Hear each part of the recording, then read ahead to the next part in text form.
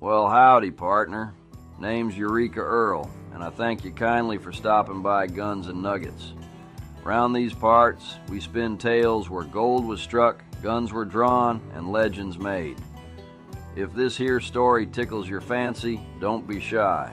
Tip your hat with a like, hitch your wagon with a subscribe, and tell your trail mates. Plenty more tales are waiting. Howdy, partner. Pull up close to the fire now. Settle yourself in. This here's old Earl, and I got me a story tonight about a place that lived fast, died young, and somehow never really left us. A place where silver and gun smoke mixed together like whiskey and regret, where fortunes were made by sunup and lost by sundown, where the line between lawman and outlaw was thinner than a shadow at high noon. We're talking about Tombstone, Arizona, the town too tough to die. Now, I know what you're thinking. You've heard about Tombstone, read about it maybe, seen it in picture shows, but what I'm going to tell you tonight ain't just about gunfights and gamblers. I'm going to tell you what it was really like to live there, to breathe that dust, to walk those boardwalks, to hear the sound of silver being pulled from the earth and dreams being buried in the desert sand. So lean back now, let the fire warm your bones.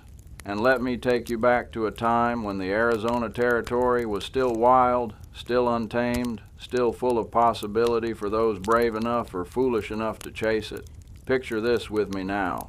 It's the summer of 1881, and you're riding into Tombstone for the first time. Been on the trail for days, coming up from Tucson, and the desert heat's been beating down on you like the wrath of an angry god. Your canteen's near empty, your horse is plodding along with its head hanging low, and you're starting to wonder if this whole fool's errand was a mistake. Then you crest a rise, and there it is. Tombstone, rising out of the desert like it was conjured by some prospector's fever dream. Not much to look at from a distance, just a collection of wooden buildings clustered in a valley, with mountains rising up behind like silent witnesses to whatever drama's about to unfold. The sun's starting to drop toward the horizon, painting everything in shades of gold and amber, and you can see smoke rising from chimneys, hear the faint sound of activity carrying on the evening breeze. The town seems alive even from here. You can feel it, that electric energy that comes from a place where money's being made and lost, where fortunes change faster than the desert weather, where every man's convinced his luck's about to turn. You nudge your tired horse forward, down the slope, toward those wooden buildings and dusty streets. As you get closer, the details start to fill in. The main street, Allen Street they call it, stretches out before you like a promise. Buildings line both sides, some painted, some bare wood already graying from the sun and wind. False fronts make them look taller, more impressive than they really are. Signs hang overhead, creaking in the breeze: Crystal Palace Saloon, Cosmopolitan Hotel, Epitaph Printing Office. The boardwalks are busy even as evening approaches. Men in dusty work clothes, miners fresh from the diggings with silver dust still clinging to their shirts. Gamblers in their fancy vests and watch chains, looking cool and collected despite the heat. Cowboys from the outlying ranches, their spurs jingling as they walk. Women in long dresses, parasols to protect them from the relentless sun, trying to maintain some semblance of civilization in this desert outpost. You can smell it before you even dismount. Smell of horses and sweat, of dust that never settles, of wood smoke and coal smoke, of whiskey and perfume and cooking food. It's a particular smell, the smell of a boomtown, raw and alive and slightly dangerous. The sound hits you next. Not quiet, this place, not even close. Piano music drifts from the saloons, competing with the shouts of teamsters urging their wagons down the street, hammers ringing on anvils from the blacksmith shops, the mechanical thump of the stamp mills crushing ore, a constant heartbeat underlying everything else. Dogs barking, men calling to each other, laughter, arguments, the shuffle of cards being dealt in a dozen different gambling halls. You tie your horse to a hitching post outside one of the hotels. The animal drops its head immediately, too tired to even look for water. You'll see to it in a minute, you tell yourself. First, you need to get the dust out of your throat, need to find out what opportunities might be waiting in this silver-rich boomtown. As you step up onto the boardwalk, you notice the dust. Lord, the dust. It's everywhere, coating the buildings, the wagons, the windows. It gets in your clothes, your hair, under your fingernails. It turns everything the same dusty tan color, like the desert's claiming ownership of anything that tries to exist within its boundaries. Women are forever sweeping, forever washing, forever fighting a battle they can never quite win against the relentless Arizona dust. The light's changing now as the sun drops lower. The harsh glare of midday is softening into something almost gentle, shadows lengthening across the street, the air cooling just slightly. This is the time of day when Tombstone comes alive, when the night shift gets ready to take over from the day, when the saloons start filling up and the gambling really gets serious. You can see oil lamps being lit in windows, warm yellow light spilling out onto the street. The Crystal Palace is already doing brisk business. You can hear the clink of glasses, the murmur of conversation, that piano player working his way through buffalo gals with more enthusiasm than skill. A group of miners walks past, their faces still dark with underground dirt, heading for the nearest saloon to wash the dust from their throats before heading home to whatever lodging they've scraped together. They're talking about a new strike, about a vein of ore that might run deep, about how this could be the one that sets them up for life. You've heard that kind of talk before in a dozen different boom towns. Sometimes it's true, mostly it ain't. A woman passes, holding her skirts up to keep them out of the dust. She gives you a quick glance, assessing stranger in town, trail-worn, probably no money yet. She moves on. Can't blame her. This is a town where everyone's looking for their angle, their opportunity, their way to grab a piece of that silver wealth before it all runs dry. You take a deep breath, taste the dust on your tongue, feel the dry heat even as the sun drops toward the mountains. This is Tombstone. This is where you've come to make your fortune or lose what little you have trying. This is where thousands of others have come with the same dream, the same hope, the same desperation. The town never really sleeps, you'll learn. Even in the dead hours before dawn, there's always someone walking the streets, miners heading to or from their shifts, gamblers stumbling out of all-night poker games, lawmen making their rounds, or men up to no good who prefer the cover of darkness. The stamp mills run around the clock, that constant thumping rhythm that you'll either get used to or go crazy from, depending on your temperament. But for now, in this golden hour between day and night, Tombstone looks almost beautiful. The harsh reality softened by the fading light, the dust turned to gold by the sunset, the sounds and smells mixing together into something that feels like promise, like possibility, like maybe, just maybe, this is the place where your luck will finally turn. You step off the boardwalk, your boots hitting the dusty street, and start walking toward the Crystal Palace. Time to see what Tombstone's really about. Time to see if the stories you've heard are true, or if this is just another desert mirage that'll disappear once you get close enough to touch it. Above you, the sky is turning from blue to purple to that particular shade of orange that only happens in the desert. The first stars are starting to appear, bright and cold and indifferent to the human drama playing out below. The mountains in the distance are going dark, their edges still touched with gold. Tombstone's waiting, been waiting for you, same as it's been waiting for every other dreamer, every other fool, every other hopeful soul who thought they could come to this God-forsaken corner of the Arizona territory and strike it rich. The dust never sleeps in Tombstone. Neither does the hope, or the desperation, or the violence that waits just below the surface like a rattlesnake coiled in the shade. Welcome to Tombstone, partner. Hope you brought your luck with you. You're gonna need it. Now, to understand Tombstone, you gotta understand how it came to be. This wasn't no planned settlement, no carefully laid out town with streets on a grid and buildings constructed proper. This was a accident, near about a beautiful, chaotic accident that nobody saw coming. It started with a man named Ed Schaeffelin. Year was 1877, and Ed was a prospector, one of those fellows who spent his life wandering from one promising location to the next, always convinced the big strike was just over the next ridge. He'd been at it for years, mostly without success, living rough, eating rough, looking more like a scarecrow than a man with his shabby clothes and wild beard. Ed was working as a scout for the Army out of Fort Huachuca, down in the southeastern corner of the Arizona Territory.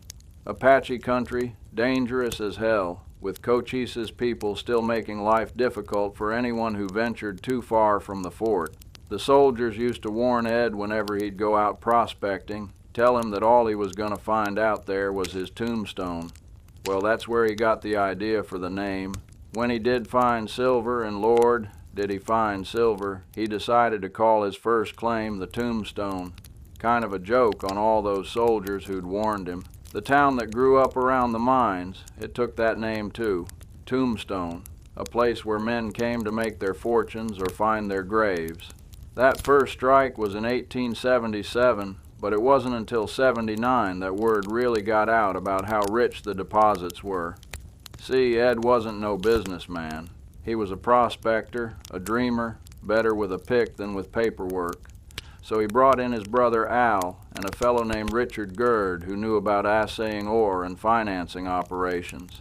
Together, they formed the Tombstone mining district and started pulling silver out of the ground in quantities that made men's eyes go wide and their hearts beat faster. Silver. The word spread like wildfire.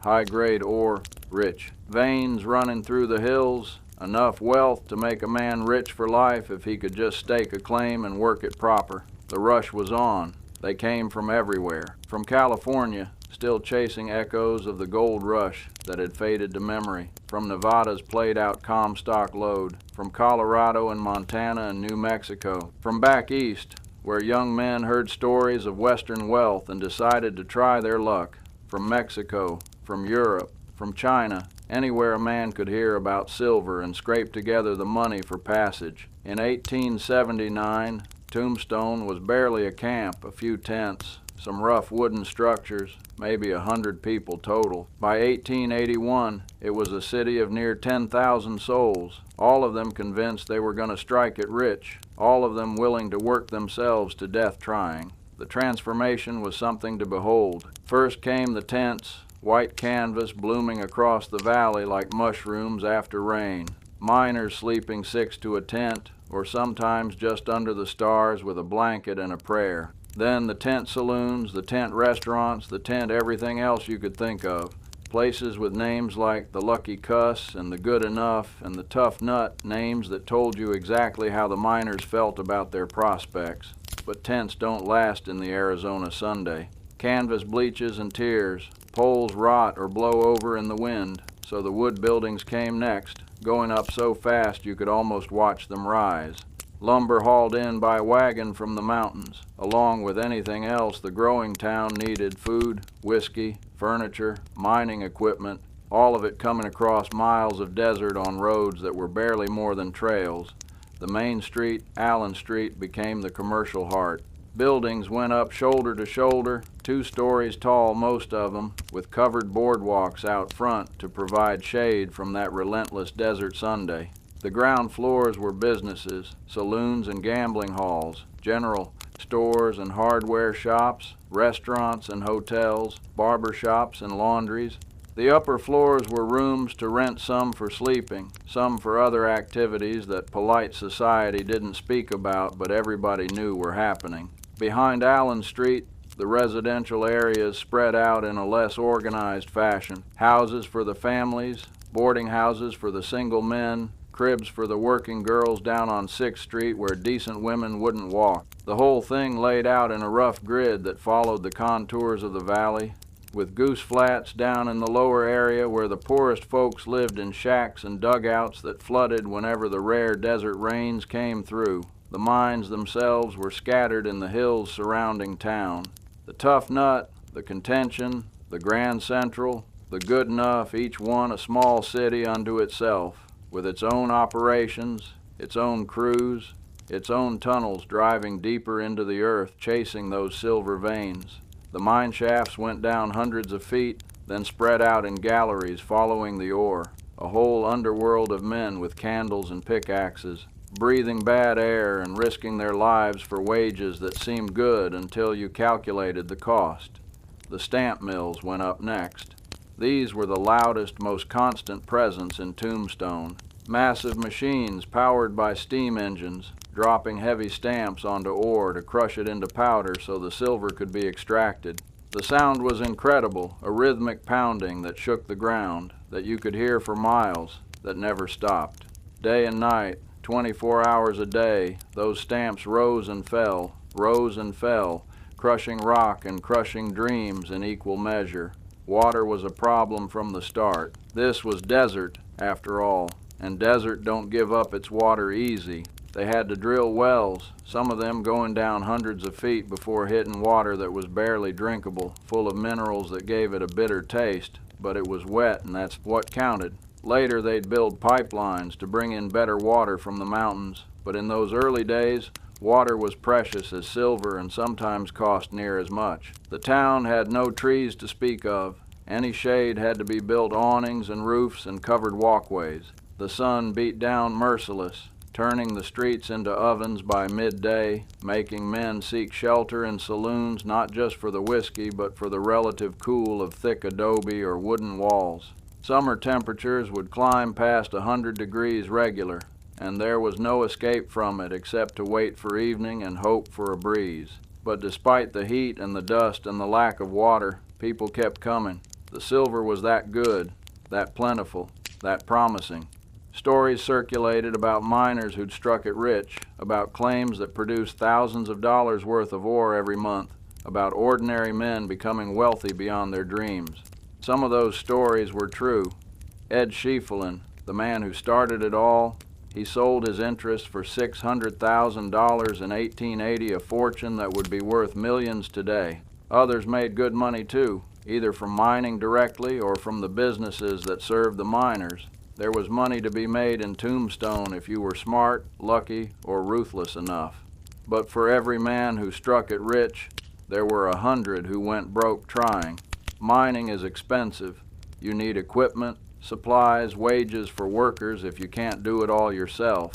You need to deal with water seeping into your shaft, with bad air, with tunnels collapsing, with ore veins that peter out just when you think you've got it made. Many men arrived in Tombstone with high hopes and left broke, or stayed and worked for wages in someone else's mine, or gave up on honest work entirely and turned to gambling or thievery, or worse. The town grew so fast it couldn't keep up with itself. Streets were laid out but not graded, leaving ruts and rocks that made walking treacherous, especially for women in long skirts. Buildings went up without proper foundations, just sitting on the ground, which meant they'd shift and settle and sometimes collapse if the rare rains undermined them. Fire was a constant danger, wooden buildings packed close together, oil lamps and candles for light, wood stoves for heating and cooking, and no organized fire department in the early days. But somehow it all worked, at least for a while. The silver kept coming out of the ground. The money kept flowing through the town. More buildings went up, more businesses opened, more people arrived looking for their share of the boom.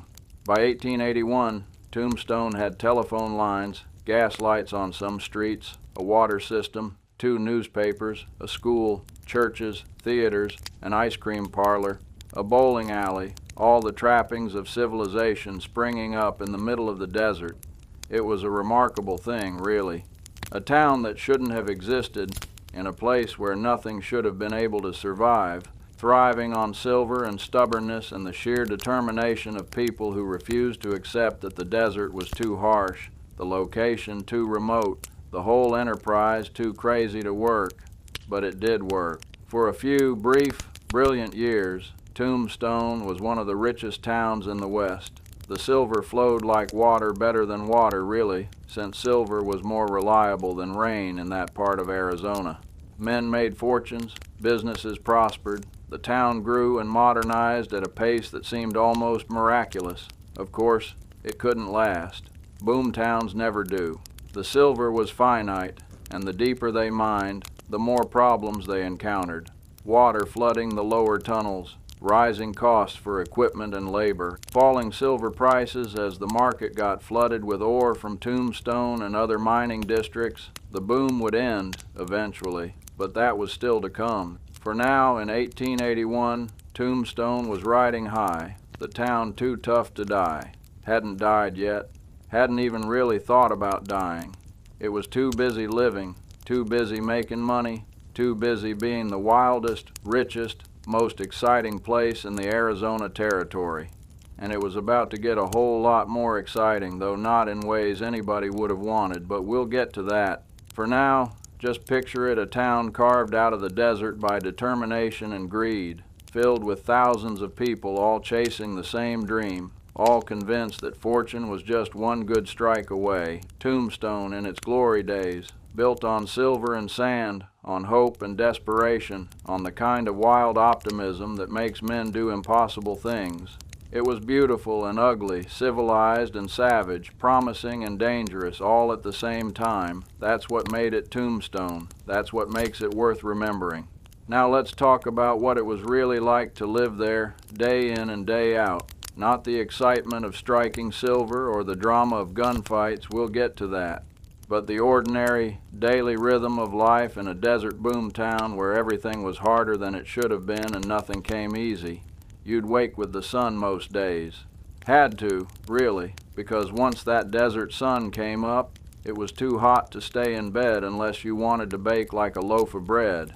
Summer mornings started cool enough sometimes, downright cold actually, since desert nights could drop 40 degrees from the daytime high. You'd pull on your clothes, maybe splash some water on your face from the basin if you had water to spare, and get ready for another day of work. If you were a miner, you'd head out before the real heat set in. Most mines ran shifts around the clock, so you might be starting at dawn, or midday, or in the evening. The walk to the mines was dusty, even in the morning, that fine Arizona dust that got everywhere, that you could taste on your tongue before you even left your lodgings. The mines themselves were another world entirely. You'd climb down, ladders into the darkness, your candle or oil lamp the only light, the air getting worse the deeper you went. Cool down there, which was a blessing in summer, but damp too, with water seeping through the rock. The tunnels were narrow, barely wide enough for a man to swing a pickaxe,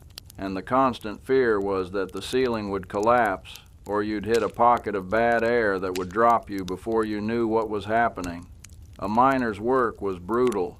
8 to 10 hours underground, swinging that pick at the rock face, loading ore into carts, pushing those carts to the shaft where they'd be hauled to the surface.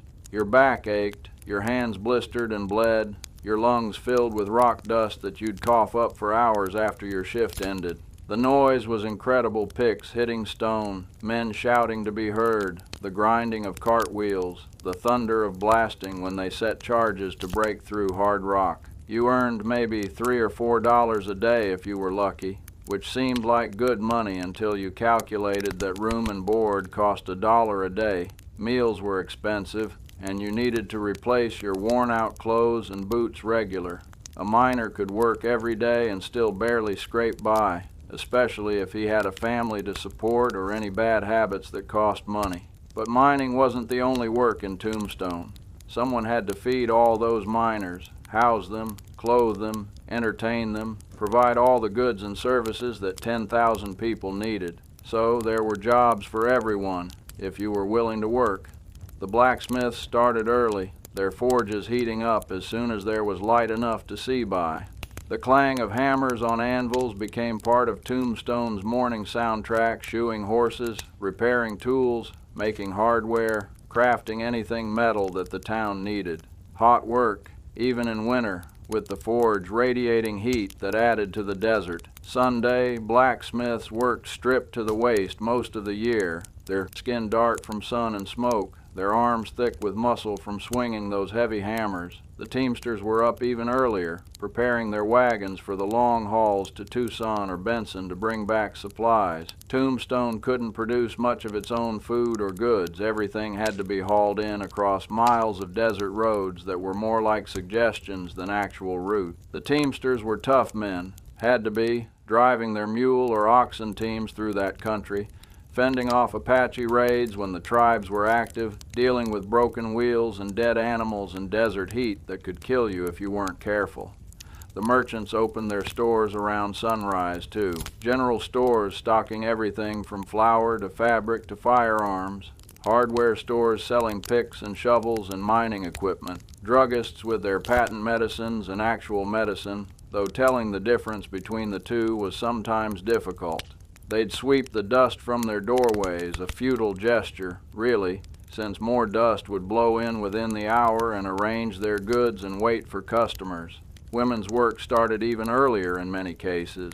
If you were a housewife, you'd be up before dawn, getting the fire started for breakfast, hauling water, if you were among the unlucky majority who didn't have piped water yet, beginning the endless cycle of cooking and cleaning that was never quite finished before it was time to start again. Laundresses worked from dawn to dark and beyond, washing the endless dirty clothes of miners and cowboys and businessmen. It was brutal work, hauling water, heating it over fires, scrubbing clothes on washboards until your knuckles were raw, wringing them out, hanging them to dry. The dust was the enemy here too, settling on the drying clothes almost as soon as you hung them, meaning nothing ever quite came clean. But it was honest work, and it paid, and many women supported families on what they could earn taking in, washing. The restaurants and boarding houses cooked 3 meals a day for people who had neither the time nor the facilities to cook for themselves. Simple food, mostly beans and bacon, beef when available, biscuits, coffee strong enough to float a horseshoe. Breakfast might be at 5 in the morning for the miners going on early shift, dinner at noon for whoever could break away from work, supper in the evening. The cooks worked in hot kitchens that were almost unbearable in summer, over wood stoves that had to be kept going year-round. Barbers opened around mid-morning, providing one of the few luxuries available to working men. A shave and a haircut cost 2 bits, 25 cents, and for that you got a close shave with a straight razor, a trim, maybe some bay rum splashed on your face to make you smell civilized again. The barber shops were social centers too, places where men gathered to talk, to exchange news and gossip, to complain about the heat or the mines or the price of everything. The saloons never really closed, but they got busy around noon when the day shift miners started drifting in to wash the dust from their throats. Beer was the most common drink, kept cool in ice houses that hauled ice down from the mountains at considerable expense. Whiskey was cheaper and more popular with those who wanted to forget their troubles rather than just quench their thirst. A shot of whiskey cost a dime, a beer a nickel, and for many men, those few drinks after a long shift underground were the only pleasure they could afford. Afternoons were brutally hot in summer, especially July and August. The temperature would climb past 100 degrees, sometimes pushing toward 120. The town would slow down, people seeking whatever shade they could find. Dogs would lie panting in the shadows. Horses stood with their heads hanging low. Only the Chinese laundries seemed to keep working at full pace, their workers somehow immune to heat that drove everyone else to shelter.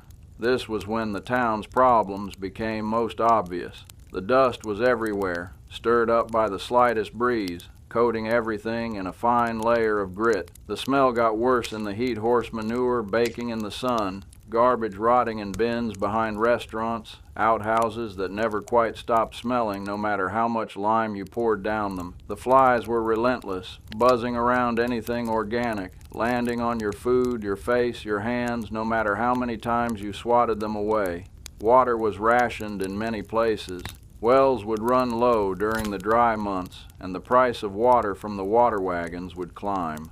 Women would save their wash water to pour on garden plants or small trees they were trying to keep alive, though the harsh water wasn't really good for much except cactus and mesquite. Baths were a luxury, taken maybe once a week if you were prosperous, less often if you were struggling.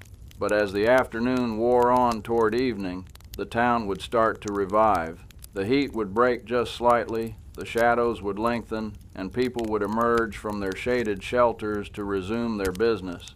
The evening shift of miners would head out toward the diggings. The merchants would get busy again with customers shopping for dinner or supplies for the next day. The saloons would start to fill in earnest. This was when Tombstone's character really showed. As the sun dropped toward the Dragoon Mountains to the west, painting the sky in shades of orange and pink and purple, the town would transform from a dusty, harsh workplace into something almost magical. The oil lamps would be lit, their warm glow spilling out of windows and doors. The piano players would start their sets in the saloons, filling the air with music. People would gather on the boardwalks to talk, to socialize, to watch the world go by. Women who'd spent the day working would change into their better dresses if they had them, put up their hair, try to bring some grace and civilization to this rough desert outpost. Men would wash up as best they could, maybe change their shirts, head out for an evening of cards or conversation or courting. The restaurants would fill with the smell of cooking food. The hotels would light their lobbies. The theaters would prepare for their evening shows, traveling companies performing everything from Shakespeare to popular melodramas to variety acts, entertaining a crowd that was starved for culture even if they couldn't always appreciate the finer points. And everywhere there was the sound, the constant background hum of a town that never quite shut down. Conversations, laughter, arguments, piano music from multiple saloons, sometimes conflicting, creating a discordant soundtrack, dogs barking, horses neighing, wagons rumbling past, the distant thump of the stamp mills, that heartbeat that never stopped, reminding everyone that the town existed because of silver, lived because of silver, would die when the silver ran out. For the Chinese workers who lived in their own section of town, the rhythm was similar but separate. They ran their own restaurants, their own laundries, their own stores. They worked hard, kept to themselves mostly, sent money back to families in China when they could. They faced discrimination from some quarters but were respected for their work ethic by those who employed them. They'd gather in the evening too, in their own spaces, cooking their own food, speaking their own language, maintaining their own culture in the midst of this American boomtown. The Mexican families, many of whom had been in this territory long before the Anglo miners arrived, had their own community as well. They worked the less desirable jobs, mostly manual labor, domestic service, the kind of work that kept the town running but didn't pay much. Their adobes and small houses clustered in certain sections, and in the evenings you could smell their cooking tortillas, beans, chile, the food of this land prepared the way it had been prepared for generations. By full dark, Tombstone would be at its liveliest. This was when the gambling really got serious, when the working girls came out to ply their trade, when the men who'd worked all day were ready to spend their wages on whatever entertainment they could find. This was when fortunes changed hands at the poker tables, when arguments turned into fights, when the town's lawmen earned their pay by keeping a lid on the chaos that always threatened to boil over. But even in the midst of all that activity, there were quiet corners. Families would gather for evening prayers. Mothers would put children to bed. Men too tired for revelry would simply fall onto their bunks and sleep until the next day's work called them again. The churches would hold their evening services, small gatherings of the faithful trying to maintain some moral center in a town that seemed to celebrate every vice known to man. This was daily life in Tombstone, not glamorous, not easy, not the stuff of legends, just people working hard, trying to get by, trying to build something in a place where nature itself seemed determined to erase any human presence. They sweated and toiled. They dealt with dust and heat and scarcity. They made the best of conditions that would seem intolerable to most people today, and yet they stayed. They built their homes, raised their children, created businesses, established communities. They brought civilization to the desert, one day of hard work at a time, one small victory against the harsh environment at a time. That was the real Tombstone. Not the gunfights and the gamblers, though those were real too, but the ordinary courage of ordinary people doing extraordinary things just by surviving and thriving in one of the harshest environments on the continent. The dust never stopped. The work never stopped. But neither did the determination of the people who'd come to Tombstone to make their fortunes or at least make their lives. That's what built the town, more than silver, more than anything else. Human stubbornness in the face of impossible odds, and somehow, against all reason, it worked. Now, when the sun finally gave up its hold on the day and darkness settled over Tombstone like a blanket, that's when the town truly came alive. All that energy that had been building through the long hot day, all that restlessness and need for release, it all came pouring out once evening hit. Tombstone at night was a different creature entirely from Tombstone by day. The saloons were the heart of it all. In a town of 10,000 souls, there were over 100 establishments selling liquor. That's one saloon for every 100 people, if you're counting. Some were grand places with crystal chandeliers and polished mahogany bars. Others were little more than adobe rooms with a plank across 2 barrels and a few bottles of rot-gut whiskey. But they all served the same purpose, giving men a place to drink, to gamble, to forget about the dust and the heat and the back-breaking work that defined their days. The Crystal Palace was the finest of them all. Step through those bat-wing doors on a Friday night and you'd think you'd been transported to San Francisco or New York. Long mahogany bar imported from the east, mirrors behind it making the room look twice as big, gas lights instead of oil lamps casting a steady, civilized glow. The floor was actual wood planking, swept clean multiple times a day, though it never quite stayed that way. Paintings hung on the walls, nothing fancy, but better than bare wood. And at the back, there was a stage where musicians performed or variety acts entertained when they came through town. The piano player would be working his way through popular tunes. Buffalo Gals was a favorite, along with Oh Susanna and Camptown Races. Stephen Foster songs, mostly, the kind that every American knew by heart. The piano was usually a bit out of tune. The dry desert air was hell on the instrument, but nobody much cared after they'd had a few drinks. The music provided a backdrop, something to fill the spaces between conversations, something to tap your foot to while you waited for your cards to be dealt. The bar would be lined with men 3 deep on a busy night, miners still dusty from their shifts, cowboys in from the outlying ranches, gamblers in their finery, businessmen in suits, prospectors in worn buckskins, all of them wanting the same thing, a drink to wet their throats and maybe wash away some of the day's disappointments. The bartenders were artists in their own right. They could pour a shot of whiskey without measuring, crack a beer bottle open with an opener they kept on a string around their neck, make change without looking, and carry on 3 conversations at once. They knew every regular by name, knew who was flush and who was broke, knew when to offer credit and when to demand cash up front. They were part confessor, part news source, part judge of character. A good bartender could read a room like a preacher reads a Bible, could sense when trouble was brewing and either diffuse it or get ready to reach for the club he kept under the bar.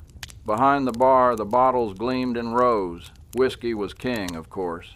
Bourbon from Kentucky, rye from Pennsylvania, locally made rotgut that would strip paint if you used it for that instead of drinking.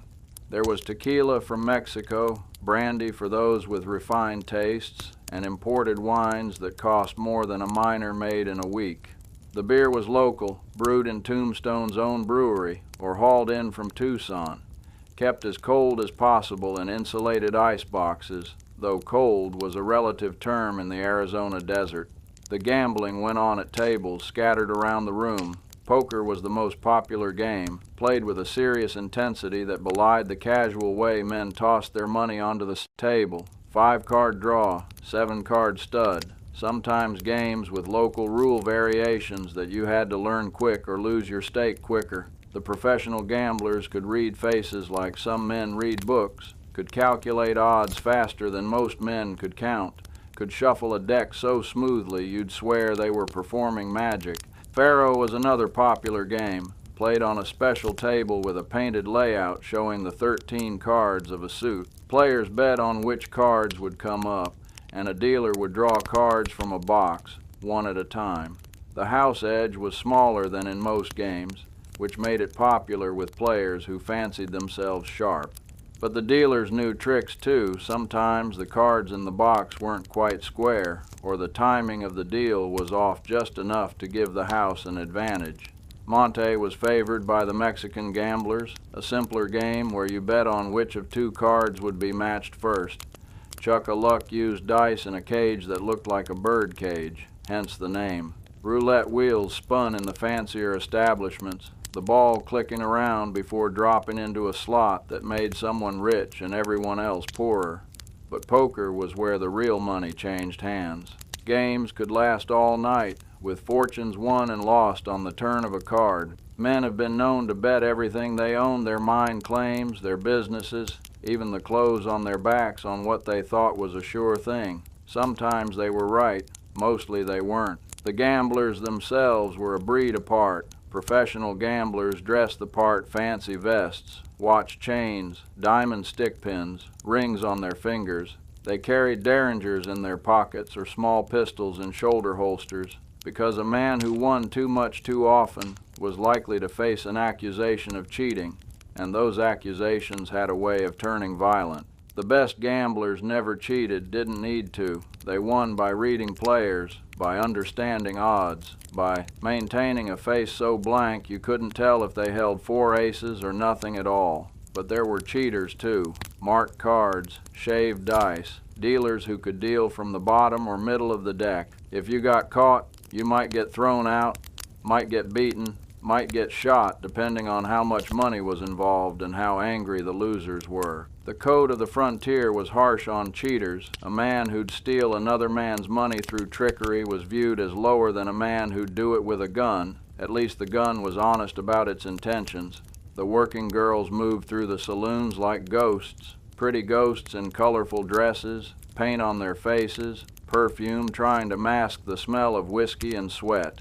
They'd sit with lonely men, encourage them to buy drinks, sometimes disappear upstairs or out back to a crib where they conducted their real business.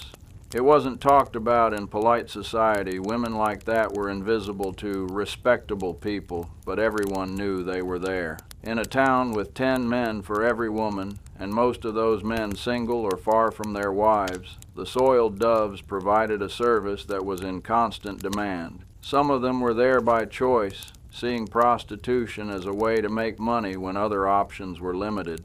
Others had been pushed into it by circumstance, widowed with children to feed, abandoned by men who'd promised marriage, fleeing bad situations with no skills that paid as well.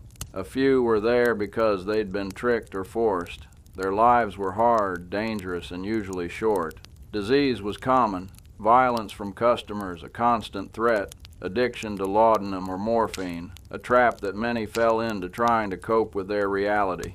But on a good night, in the warm lamplight with music playing and money flowing, they could almost pretend they were somewhere else, someone else. They'd laugh at bad jokes, listen to tall tales, dance a bit if the customer wanted, and make men feel like kings for a few hours before reality crashed back in come morning.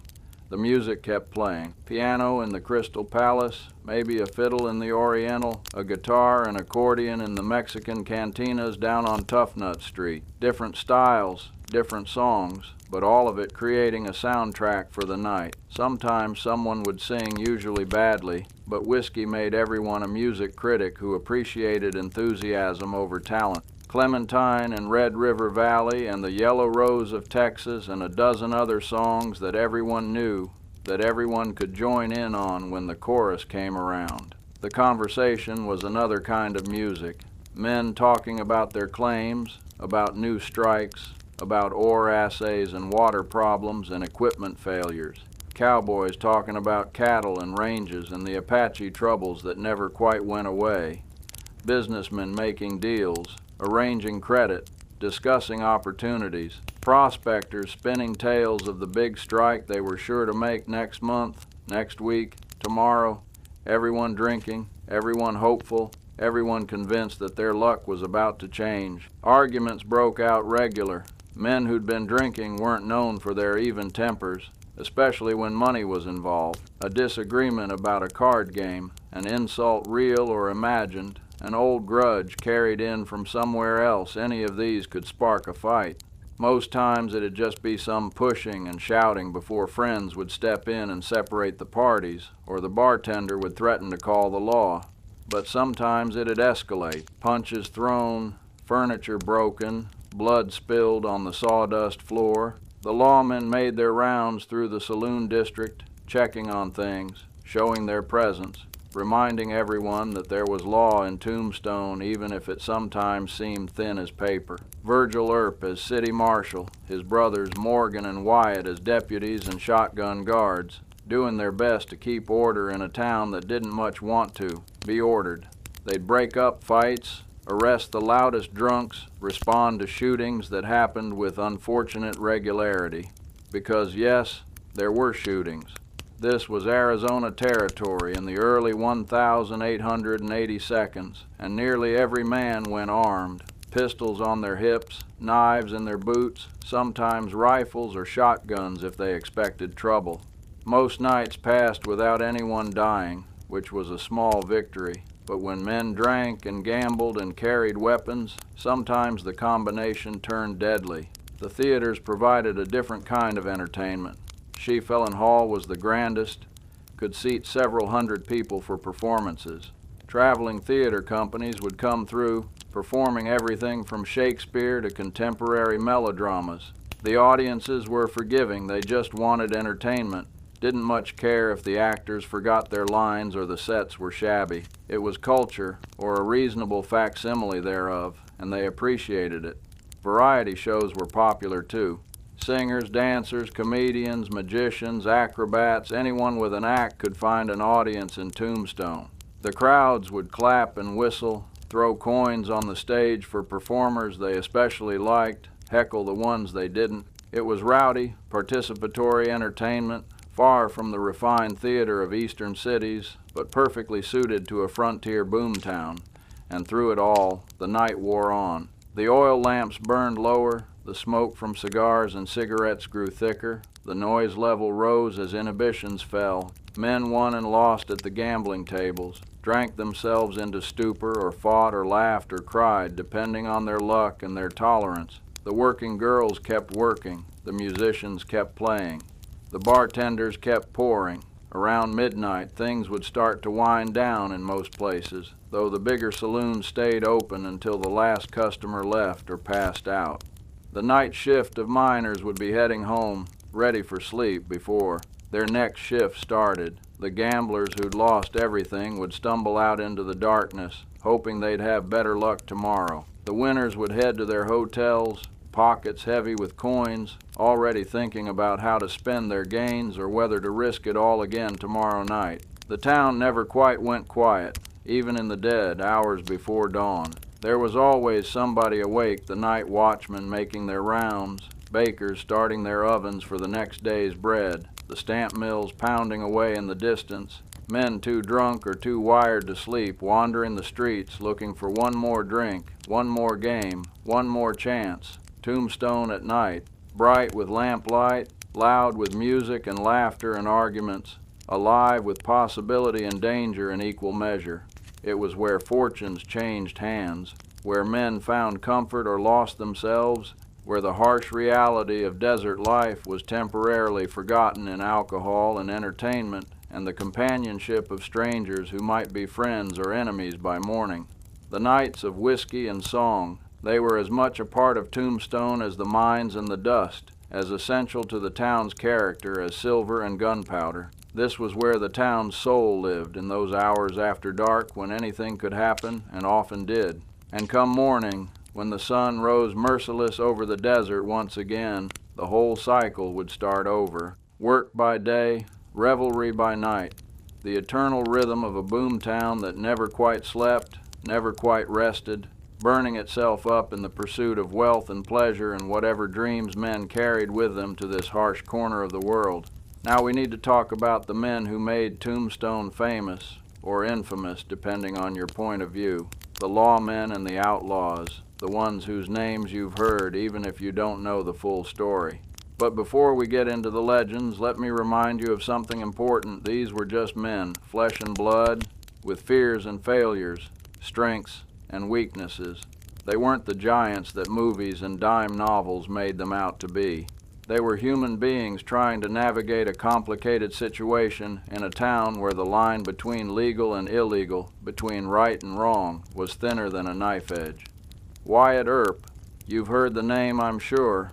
made famous by that gunfight we'll talk about shortly, turned into a legend by the stories told after he was gone. But in 1881, when he was living in Tombstone, Wyatt was just a man in his early 30s trying to make a living and maybe a name for himself.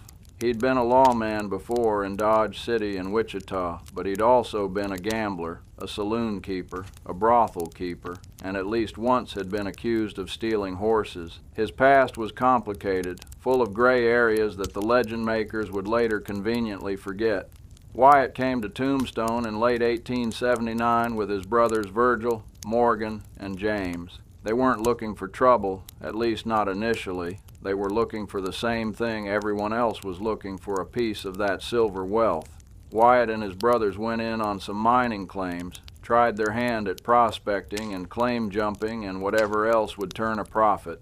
Wyatt also worked as a shotgun guard for Wells Fargo, protecting stagecoaches carrying silver and payroll, which was dangerous work that paid well. Virgil Earp was the lawman of the family, properly speaking. He'd been appointed as a federal deputy marshal, though he also served as Tombstone's city marshal for a time. He took law enforcement seriously, saw it as his duty to maintain order in a chaotic town. He was older than Wyatt by a few years, more measured in his temperament, less likely to let his temper get the better of him. Morgan Earp was the youngest of the three brothers in Tombstone, in his late 20s, with more of a wild streak than his older brothers. He worked as a deputy under Virgil, as a special policeman, as a shotgun guard. He was loyal to his family above all else, which would prove to be both his strength and, ultimately, his undoing. Then there was Doc Holliday. If Wyatt Earp became a legend, Doc Holliday became a myth. Born John Henry Holliday in Georgia, educated as a dentist, he came west because he had consumption tuberculosis and the dry air of the desert was supposed to help. It didn't, not really. He was slowly dying the whole time he was in Tombstone, coughing up blood, drinking heavily to ease the pain, gambling to make money since nobody wanted a dentist who coughed all over them. Doc was thin, gaunt, looked older than his 30 years. He had a vicious temper when he was drinking, which was most of the time. He'd been in shootings before, had killed men before, had a reputation as someone you didn't want to cross. But he was also educated, could quote Shakespeare, could be charming when he wanted to be. His relationship with Wyatt Earp was complicated. Some say they were just friends, others hint at something deeper. But whatever it was, Doc was loyal to Wyatt in a way that would prove crucial. These were the lawmen, more or less. They kept order when they had to, looked the other way when it suited them, and weren't above using their positions to settle personal scores or advance their own interests. This wasn't unusual for the time. Frontier law enforcement was often a gray area where the difference between a lawman and an outlaw might just be which side of a badge you stood on. On the other side were the cowboys. Now, when I say cowboys, I don't mean men who worked cattle, though some of them did. I mean a loose confederation of outlaws, rustlers, and general troublemakers who operated in the area around Tombstone. They rustled cattle from Mexico and sold them in Arizona, or rustled cattle from Arizona and sold them in Mexico. They stole horses. They robbed stagecoaches when the opportunity presented itself. They were, by most definitions, criminals. But they were also customers. They spent money in Tombstone's saloons and brothels and stores. They had friends in town, people who sympathized with them, people who profited from their business. And they had political connections. The cowboys were generally Democrats, while the Earps and their allies were Republicans, and in 1,882nd Arizona, those political divisions mattered. The Clanton family was at the center of the cowboys. Old Man Clanton, Newman Clanton, ran cattle in the San Pedro Valley. His sons Ike, Finn, and Billy were involved in the family business, which included both legitimate ranching and less legitimate activities. Ike Clanton would become infamous as one of the survivors of the gunfight, the one who ran when the shooting started. But before that, he was just another cowboy with a big mouth and a drinking problem. The McClory brothers, Frank and Tom, were also part of the cowboys. They ran cattle, or said they did, though there were always questions about where their cattle came from. Frank was the older, more level-headed of the two.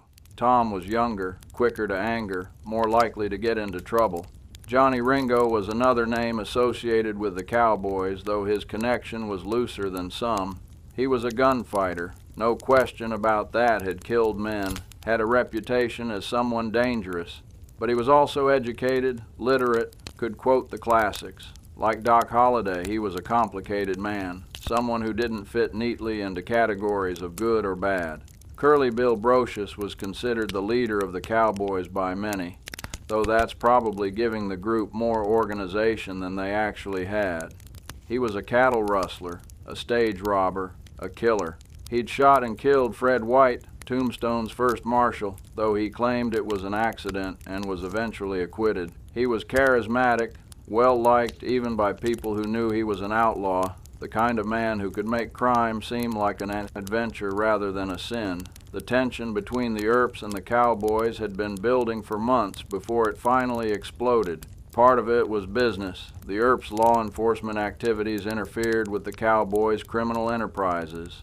Part of it was personal. There had been insults exchanged, threats made, confrontations that stopped just short of violence. Part of it was political. The cowboys had Democratic protection while the Earps were allied with Republican business interests in town. There were specific incidents that ratcheted up the tension. A stagecoach robbery in March 1881 where 2 men were killed. The Earps suspected the cowboys were responsible, tried to arrest some of them, but couldn't make the charges stick. The cowboys in turn accused the Earps of being no better than they were, of using their badges to cover up their own criminal activities. Virgil Earp, as city marshal, was trying to enforce a town ordinance against carrying firearms within city limits. The cowboys resented this, saw it as an infringement on their rights. They'd ride into town armed despite the ordinance, daring the Earps to do something about it. Sometimes the Earps would confiscate weapons and fine the men carrying them. Sometimes they'd let it slide. The inconsistency bred resentment on both sides. There were personal grievances, too. Ike Clanton was convinced that Wyatt Earp had double-crossed him in some deal involving reward money for stage robbers. Whether this was true or just Ike's paranoid imagination, it doesn't matter. Ike believed it, and he nursed that grudge like a baby, talking about it to anyone who'd listen, threatening to kill the Earps if he got the chance. By October 1881, the situation was a powder keg waiting for a spark. The cowboys were increasingly bold, increasingly public in their contempt for the Earps and the town's attempt to enforce law and order. The Earps were increasingly frustrated, increasingly determined to crack down on what they saw as lawlessness that was getting out of hand. Both sides talked too much, drank too much, carried grudges too openly. In a town where nearly every man went armed, where violence was always just one insult or one drink away, where the law was whatever the man with the fastest draw said it was in that environment, conflict was inevitable. The night before the gunfight, Ike Clanton spent hours in the saloons, drinking and talking. He ran into Doc Holliday, exchanged words that turned heated. He threatened the Earps, said he'd kill them come morning, said he wasn't afraid of any of them. Whether he meant it or was just drunk talking, we'll never know. But the threats were heard, were repeated, were taken seriously by men who understood that in Tombstone, words could kill just as surely as bullets.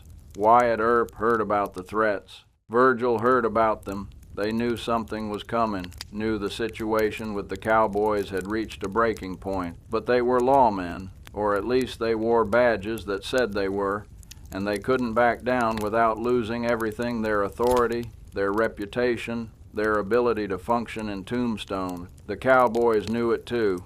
Ike Clanton might have been drunk and stupid, but Frank and Tom McLaury weren't. Billy Clanton wasn't. They knew that the Earps were coming for them, knew that a confrontation was inevitable. They could have left town, could have diffused the situation, but they didn't.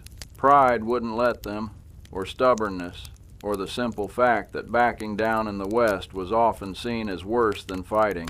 So there it was. Two groups of armed men, both convinced they were in the right, both unable or unwilling to back down, both heading toward a confrontation that neither side really wanted but neither could avoid. The lawmen and the outlaws, the Earps and the cowboys, Republicans and Democrats, order and chaos. However you want to frame it, the conflict was bigger than just personal grudges. It was about what kind of town Tombstone was going to be, a civilized place with law and order, or a wide-open frontier town where might made right and the strongest did what they wanted. Neither side was entirely right. Neither side was entirely wrong. The Earps weren't the shining heroes that legend would make them. The cowboys weren't the pure villains. They were all just men, flawed and human, caught up in a situation that had spiraled beyond anyone's control. And on the 26th of October, 1881, all those tensions, all those grievances, all that accumulated bad blood, it all came to a head in a vacant lot near the OK Corral. But we're not quite there yet. Lean back now. Close your eyes if you want. Picture it all, the dust and the heat, the men with their guns and their grudges, the town holding its breath, waiting for something to break. The pieces are all in place now. The players have taken their position. All that's left is for the shooting to start. The 26th of October, 1881, Wednesday afternoon.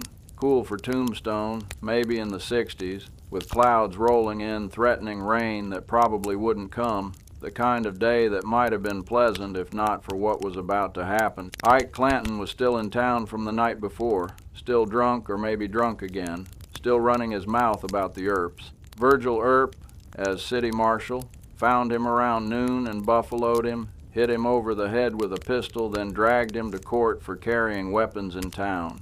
Ike paid his fine, walked out even angrier than before, promising revenge, promising blood.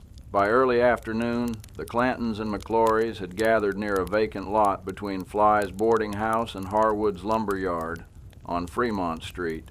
Billy Clanton and Frank McClory were there, both armed. Tom McClory was there, supposedly unarmed, though there's dispute about that. Ike Clanton was there, drunk and loud and scared in equal measure. Billy Claiborne, another cowboy, hung around the edges. Word reached the Earps that the cowboys were armed and gathering, in violation of the town's gun ordinance. Virgil, as city marshal, decided he had to do something. He couldn't let armed men congregate in town, couldn't let the cowboys flaunt the law so openly. His authority, already shaky, would collapse completely if he backed down now. So Virgil gathered his brothers Wyatt and Morgan and Doc Holliday, 4 men total, all armed. Virgil carried a cane in his right hand and a pistol in his left. Wyatt had a pistol in his coat pocket. Morgan wore his pistol openly. Doc Holliday had a nickel-plated pistol in his holster and a coach gun, a short-barreled shotgun under his long coat. They walked down Fremont Street, 4 grim-faced men moving with purpose. People saw them, knew what was happening, got out of the way. Some followed at a distance, drawn by the promise of violence the way moths are drawn to flame. Sheriff Johnny Bain, a Democrat and ally of the cowboys, tried to stop the Earps, told them he'd already disarmed the cowboys, a lie, as it turned out. Virgil pushed past him. The Earps and Holliday turned into the vacant lot. The cowboys were standing there, most of them near their horses, which were tied to a hitching post. For a moment, maybe 5 seconds, maybe 10, the two groups just looked at each other. 8 men, most of them armed, close enough to see the expressions on each other's faces. What happened next has been debated for over a century. Witnesses gave contradictory accounts. Survivors told different stories depending on which side they were on. But the basic facts are these. Virgil Earp called out, ordering the cowboys to throw up their hands, to disarm.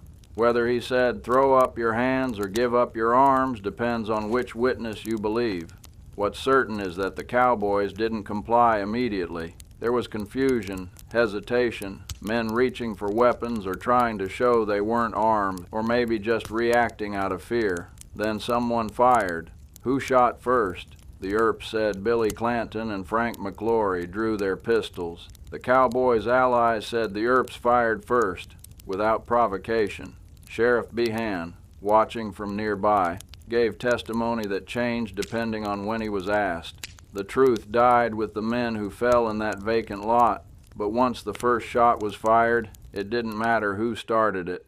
Everyone with a gun started shooting. The fight lasted maybe 30 seconds. Some say 20, some say 40, but however long it was, it seemed both eternal and instantaneous to the men living through it. Gun smoke filled the narrow space between the buildings. The sound was deafening, pistol shots cracking like thunder, men shouting, horses screaming and trying to break free from their hitching post. Billy Clanton went down early, shot in the chest and wrist, but he kept fighting, kept shooting even while he was dying. Tom McGlory ran for his brother's horse, trying to get the rifle in the scabbard, but Doc Holliday's shotgun caught him full in the side, nearly tearing him in half. Frank McGlory stumbled into the street, shot in the stomach, but managed to keep shooting until a bullet to the head finished him. Ike Clanton, unarmed or maybe just too scared to fight, grabbed Wyatt Earp's arm at the start, pleading that he wasn't armed. Wyatt pushed him away, told him to run if he wasn't going to fight. Ike ran, disappearing into Fly's boarding house, escaping the battle that he'd helped start with his drunken threats. On the Earp side, Morgan was shot in the shoulder, the bullet passing clean through. Virgil was hit in the calf, a painful wound but not fatal. Doc Holliday took a bullet that grazed his hip holster, close enough to kill him if the angle had been slightly different. Only Wyatt emerged unscathed, walking through a storm of bullets without being hit, later claiming it was the luckiest day of his life. When the smoke cleared literally, when the gun smoke drifted away on the afternoon breeze, 3 cowboys lay dead or dying. Frank McGlory was dead in the street. Billy Clanton was dying, asking for more morphine, asking someone to remove his boots because his mother had told him never to die with his boots on. Tom McGlory was dead in the vacant lot, his body torn apart by Doc's shotgun. The Earp brothers and Doc Holliday stood there, bleeding but alive, trying to process what had just happened. Around them, Tombstone reacted. Some people cheered, seeing justice done against lawless cowboys. Others were horrified, seeing murder committed by men who wore badges. The town split immediately, dividing along lines that had been there all along but were now drawn in blood. Sheriff Bayan tried to arrest the Earps right there, but Wyatt refused. "You deceived me, Johnny," he reportedly said. "You told me they were unarmed." The Earps walked away from the lot, back toward the center of town, leaving Bayan standing there impotent and angry. The bodies were photographed, an early example of crime scene photography. Billy Clanton and the McGlory brothers were displayed in their coffins in a hardware store window, dressed in new suits, surrounded by flowers. Thousands came to view them, to pay respects or simply to gawk at death. The funeral was massive, one of the largest Tombstone had ever seen, with a band and a procession and hundreds of mourners. The Epitaph newspaper, allied with the Earps, proclaimed it a necessary gunfight, lawmen doing their duty against outlaws who'd threatened violence. The Nugget newspaper, allied with the Cowboys and the Democrats, called it murder, an assassination of innocent men by trigger-happy lawmen with personal grudges. The truth, as usual, was somewhere in between. The Cowboys were armed, were threatening violence, were breaking the law by carrying weapons in town. But the Earps went looking for a fight, walked into that vacant lot with guns, ready, looking to settle things with bullets rather than arrests. Both sides bore responsibility for what happened. The legal aftermath was messy. The Earps and Holliday were arrested, charged with murder, held for a preliminary hearing. The hearing lasted weeks, with witness after witness giving contradictory testimony. Judge Wells Spicer eventually ruled that the Earps had acted lawfully, that they were peace officers trying to disarm lawbreakers who resisted. But the ruling satisfied nobody. The Earps' enemies still saw them as murderers, while their friends felt they'd been unjustly accused. The violence wasn't over. In December, Virgil Earp was ambushed on the street, shotgunned from the darkness. His arm shattered so badly he'd never have full use of it again. In March, Morgan Earp was shot through a window while playing billiards, the bullet passing through his spine, killing him slowly over the next hour while his brothers could do nothing but watch him die. Wyatt Earp went on what he called a vendetta ride, hunting down the men he believed were responsible for his brother's deaths. He killed several suspected cowboys, actions that were either justified revenge or cold-blooded murder depending on who you asked. Eventually he left Arizona, knowing he'd never get a fair trial there, knowing the law wanted him as much as the cowboys did. But all that came after. Right now, on the 26th of October, 1881, in the immediate aftermath of 30 seconds of violence, Tombstone stood in shock. 3 men were dead. 3 more were wounded. The whole town would bear the scars of this fight for years, maybe forever, the gunfight at the OK Corral, though it actually happened near the OK Corral, not at it, but the name stuck anyway, became the most famous gunfight in the history of the West. It's been told and retold, filmed and dramatized, analyzed and romanticized. The real story got buried under layers of legend until it's hard to separate fact from fiction. But here's what I want you to understand. Settling there by the fire, letting this story wash over you. It wasn't glorious. It wasn't heroic. It was ugly and brutal and over almost before it started. Men died for reasons that probably seemed stupid even to them in the moment. A town tore itself apart over loyalties and grudges that, in the long view of history, didn't matter worth a damn. The dust settled on that vacant lot. The blood soaked into the Arizona dirt. The bodies were carried away and buried. Life in Tombstone went on, because it always does, but something had changed. Something had broken that couldn't be fixed. The day of the OK Corral, the most famous gunfight in Western history. 30 seconds of violence that echoed through generations, that defined Tombstone more than all the silver ever pulled from those hills, that turned men into legends and legends into lies. Now close your eyes, let it fade. The gun smoke's cleared, the bodies are buried, the echoes have died away. Time to move on to what came after, to see what became of Tombstone once the guns went quiet and the silver started running out. Rest easy, partner. The worst is over, at least for tonight. The thing about boom towns is they never last. Silver runs out eventually, or gets too expensive to extract, or the market price drops until it's not worth the effort anymore. And when that happens, all those people who came chasing wealth, they pack up and leave just as fast as they arrived, sometimes faster. Tombstone learned that lesson hard. By 1886, just 5 years after the gunfight, the town was already dying. Not dead yet, but dying, and everyone knew it. The silver veins that had seemed endless when the mines first opened, they were playing out. The ore that came up from deeper levels was lower grade, worth less, cost more to process. The deeper they went, the more they hit water underground, water flooding the tunnels faster than the pumps could remove it. The mining companies poured money into bigger pumps, better equipment, longer tunnels to drain the water away. The Goodenough Company spent over $1 million trying to keep their mine dry. Didn't work. The water kept coming, kept rising, until finally they had to admit defeat. One by one, the big mines shut down. First temporarily, they said, just until they could solve the water problem. But temporary became permanent, and everyone knew what that meant. The miners left first. No work in the mines meant no reason to stay, simple as that.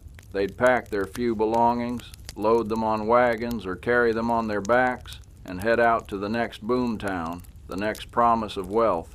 Maybe Bisbee, maybe Jerome, maybe somewhere in Colorado or Nevada where the silver was still flowing. They'd chased the boom to Tombstone, and now they chased it away, always looking for that next big strike that would make them rich. The businesses followed. When the miners left, there was nobody to buy goods, nobody to drink whiskey, nobody to patronize the restaurants and hotels and shops. Store owners held liquidation sales, selling off their inventory for whatever they could get, then boarding up their windows and leaving. The saloons went quiet, their pianos sitting silent, their glasses gathering dust. The fancy hotels that had hosted cattle barons and mining executives, they shuttered their doors one by one. The population that had peaked around 10,000 souls dropped to less than 2,000 by 1890. By 1900 it was under 1,000. The town that had been too noisy, too crowded, too alive, suddenly found itself with more empty buildings than occupied ones, more silence than sound, more past than future. The boardwalks rotted in the sun, planks cracking and splitting, nails pulling loose. Nobody bothered to replace them. What was the point when there were barely any customers left to walk on them?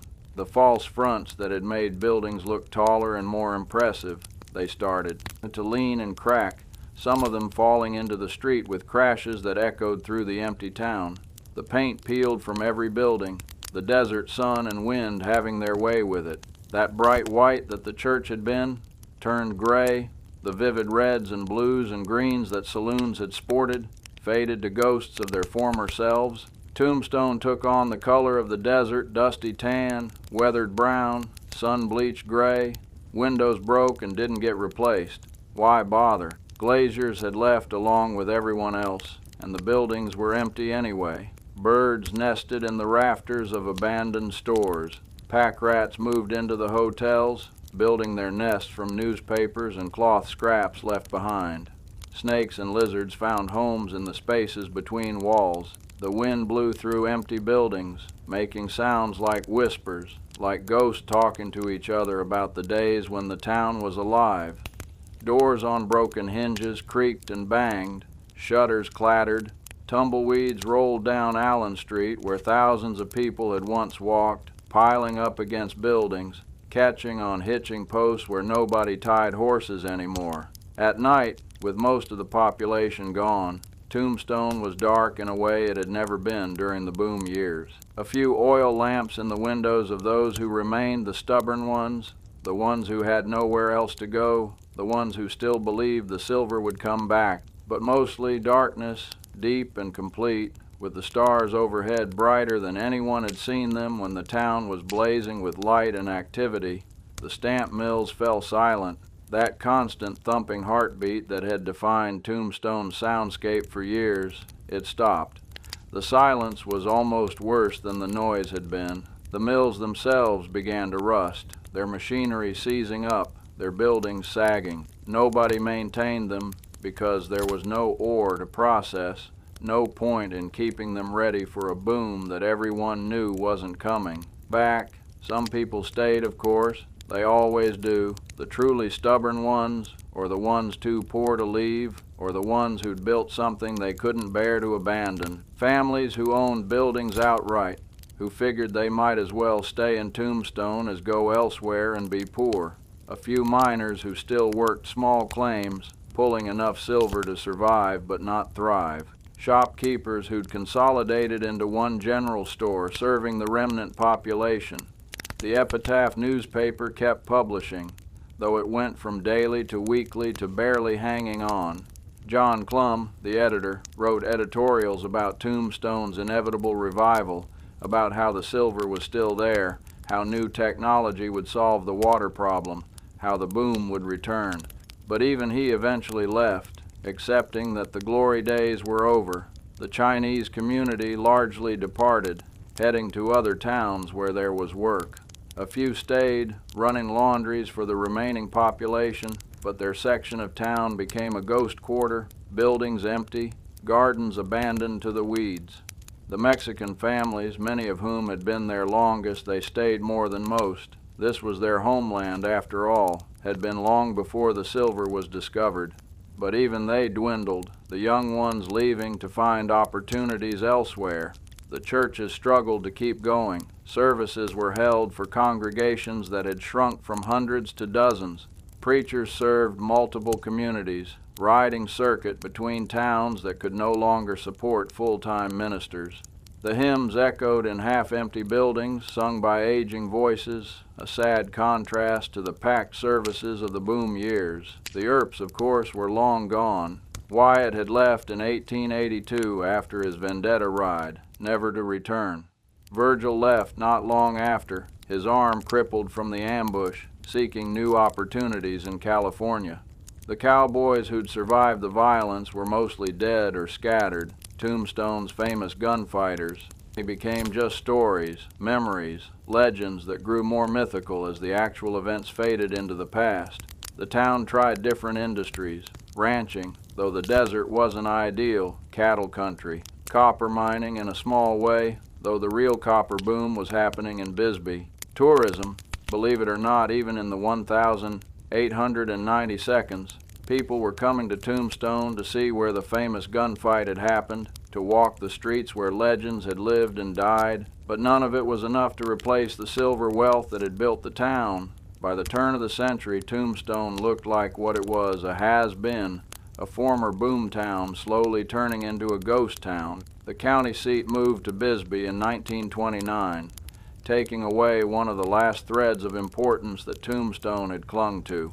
It seemed like only a matter of time before the town would be completely abandoned, before the desert would reclaim what had been briefly stolen from it. But here's the thing about Tombstone. It refused to die. The town that had taken its name as a joke, as a dark bit of humor about the dangers of prospecting in Apache country, it lived up to that name in a different way. It was too tough to die, too stubborn to give up completely, too much a part of Western mythology to fade away entirely. A few hundred people stayed through the worst years. They kept the town alive, barely, like a patient on life support but still breathing. They maintained the most important buildings, let others collapse but saved what could be saved. They kept the story alive, telling visitors about the boom days, about the gunfight, about what Tombstone had been when silver was king. The buildings that survived took on a weathered beauty, the same harsh conditions that had made life difficult, the sun, the wind, the dryness. They preserved the wooden structures better than humidity would have. Buildings that would have rotted away in a wetter climate stayed standing in the desert, aging slowly, turning into relics of a vanished era. Walking through Tombstone in those ghost years must have been surreal, seeing the remnants of wealth and civilization slowly being reclaimed by the desert. The Crystal Palace with its beautiful bar still there but nobody to tend it. Schiefelin Hall with its stage empty, its seats gathering dust. The OK Corral itself, just a livery stable that had accidentally become famous, slowly falling apart. The cemetery on the hill overlooked it all. Boot Hill, they called it, where men who died with their boots on were buried gunfighters, miners killed in accidents, victims of disease and misfortune. The wooden markers weathered and fell, names becoming illegible, graves sinking and shifting until nobody quite knew who was buried where. The dead outnumbered the living in Tombstone during those years, as if the ghosts of the boom were more real than the handful of people still trying to keep the town alive. And yet, something about Tombstone stuck in the American imagination. The story of the town, the violence of the OK Corral, the characters who'd walked those streets, it all took on a mythic quality that kept the town from being completely forgotten. Writers came to research, historians interviewed old-timers. The legend grew even as the reality faded. Tombstone's ghost years lasted decades. From the late 1,880 seconds through the 1,920 seconds and 30 seconds, it was a shadow of its former self, a place more memory than reality, more past than present. The buildings aged, the people aged. The stories got told and retold until they became something more than history, something closer to legend. But the town survived, barely, stubbornly, against all odds. It survived because a few people refused to let it die, because the story was too powerful to forget, because even in decay, there was something beautiful and terrible about what Tombstone represented: the boom and bust cycle, the violence and civilization, the dreams and failures that defined the American West, the ghost years, when Tombstone was dead but wouldn't quite lie down, when the silver was gone but the memory remained. When the town that was too tough to die proved that toughness by surviving when any sensible place would have given up and blown away. Close your eyes now. Picture it, empty streets, silent buildings, the wind carrying dust and memories through a town that should have died but didn't. The worst is over. The silver's gone. But the story's just getting started. Sometimes death ain't permanent. Sometimes a town that by all rights should have vanished entirely finds a way to come back, not as what it was, but as something different. That's what happened to Tombstone. The town that got its name from a joke about dying, it turned that joke around and refused to stay dead. The revival started slow. In the 1,920 seconds and 30 seconds, as the automobile made travel easier, more people started coming to Tombstone specifically because of its history. They'd read about the gunfight at the OK, Corral in magazines and dime novels. They'd heard stories about Wyatt Earp and Doc Holliday. They wanted to see where it had all happened, to walk the same streets that legends had walked, to touch a piece of the Wild West before it vanished completely. The locals, bless them, they figured out they had something valuable, not silver this time, but story. They started cleaning up the town, not too much, just enough to make it presentable while keeping that authentic, weathered look that tourists loved. They reopened some of the old buildings, turned them into museums or shops selling souvenirs. They put up plaques marking where significant events had happened. The OK Corral itself, just a ramshackle livery stable, remember it got preserved as a tourist attraction. You could pay a small fee to walk through where the horses had been kept, see where the vacant lot had been, where the gunfight actually occurred. It wasn't the location itself that mattered. It was what it represented, the connection to a moment in history that had taken on mythic proportions. The Crystal Palace Saloon reopened, serving drinks once again to visitors instead of miners. The bar was still there, that beautiful mahogany imported from the East. The mirrors still hung on the walls, though some were cracked from age and neglect. But you could stand there with a beer in your hand and imagine you were in 1881. Imagine Wyatt Earp walking through those doors. Imagine the piano player working through Buffalo Gals while gamblers dealt cards and argued about the next big strike. Nellie Cashman's restaurant reopened too, though Nellie herself had long since moved on. She'd been one of Tombstone's most beloved characters during the boom, a single woman who ran a successful restaurant and boarding house, who nursed sick miners, who organized fundraisers for widows and orphans, who was known as the Angel of Tombstone. Her restaurant became a link to that more civilized side of the town, the side that historians sometimes forgot when they focused on gunfights and outlaws. The Epitaph newspaper kept publishing through all of it, maintaining a thread of continuity from the boom days through the bust and into the revival. Reading the old issues became a way to understand what Tombstone had really been like, to separate fact from legend. Though the Epitaph had never been entirely objective, it had been Republican, pro-Earp, anti-cowboy, and those biases colored every story it published. Hollywood discovered Tombstone in the 1,930 seconds and 40 seconds. Movies were made about Wyatt Earp, about the gunfight, romanticizing and simplifying and often completely changing what had actually happened. But the movies brought more tourists, more interest, more money flowing into a town that desperately needed it. The locals didn't much care that the movies got details wrong. What mattered was that people were coming, spending money, keeping Tombstone alive. Stuart Lake's biography of Wyatt Earp, published in 1931, turned Earp into an American hero, a frontier marshal who'd brought law and order to the Wild West through courage and fast gun work. The book was more myth than history, based on interviews with an aging Wyatt Earp who wasn't above embellishing his own story, but it captured the public imagination.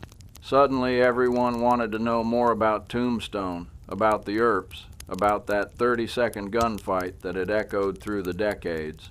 The old-timers who'd lived through the boom years found themselves in demand. People wanted to hear their stories, wanted to know what it had really been like. The old-timers were happy to oblige, though their memories had been smoothed by time, the hard edges worn off, the violence and desperation and daily grind replaced by nostalgia for days that seemed better in retrospect than they'd been while living through them. Some of the mining resumed in a small way.